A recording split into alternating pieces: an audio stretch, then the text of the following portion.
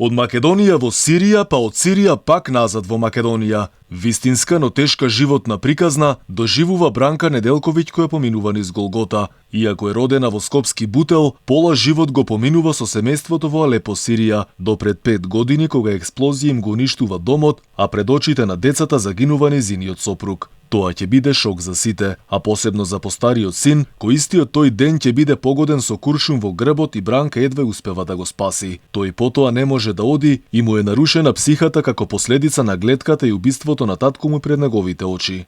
Едва и детето го спасив. Дојде јака експлозија и отиде целата зграда. Едва и излекав него со комшиите, он парчиња целиот излета. После ми беше тешко.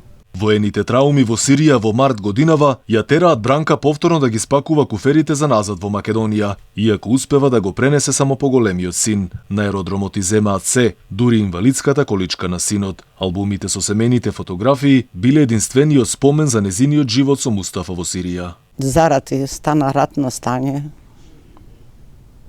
Изгубив све. Се вратив тука.